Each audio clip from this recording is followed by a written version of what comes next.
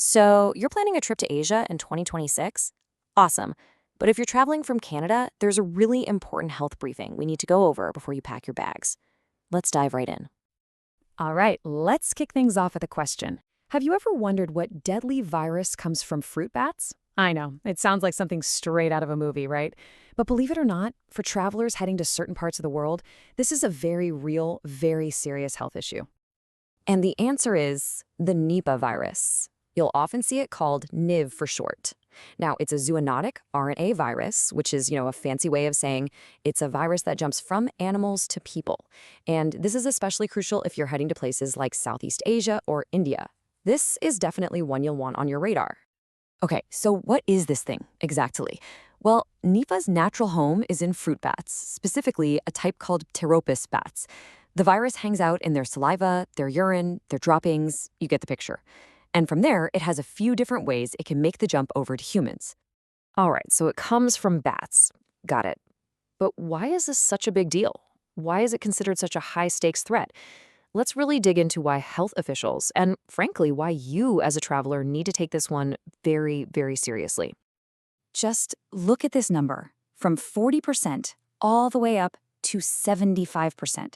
That's the fatality rate we've seen in past Nipah outbreaks. Let that sink in for a second. It's a staggeringly lethal virus, and that right there is exactly why we're talking about this today. When you put the facts together, it paints a pretty stark picture. We know its home base is fruit bats. We know it can spread from animals to people, and even between people. But here's the real kicker, the part that you absolutely have to remember.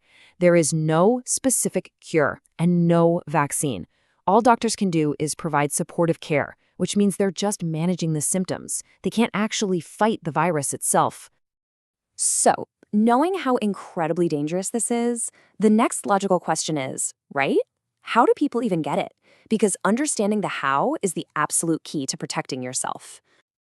Okay, but before we get into all the nitty-gritty details, there's one really important thing to understand. For Nipah to infect someone, it requires close contact.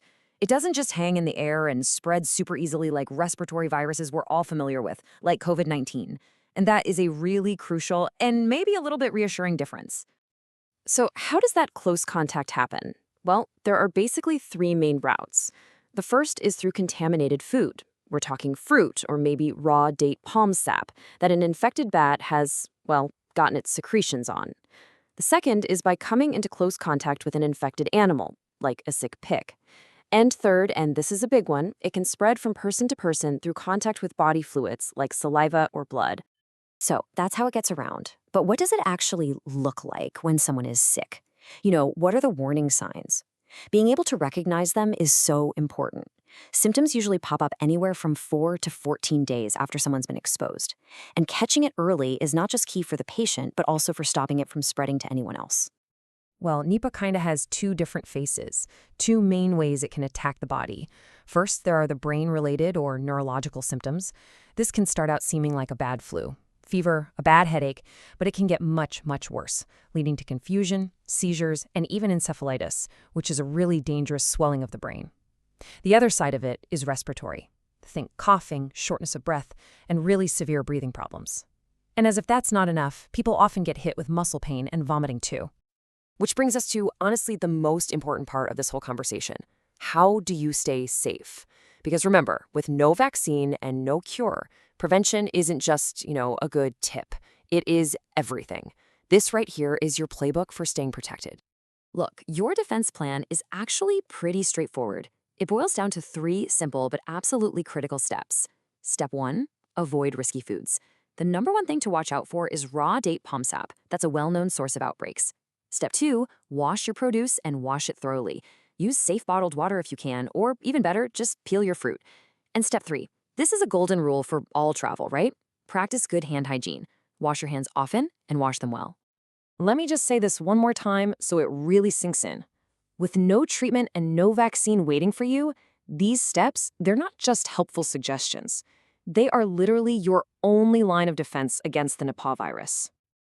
So as we wrap up, I want to leave you with one final question to think about. Is your travel health plan really complete? I mean, knowing about Nipah is a huge step in the right direction, but it's just one piece of a much bigger puzzle. Before you go on any international trip, please talk to a travel health specialist. Get prepared for the whole picture. Stay informed, stay smart, and travel safe.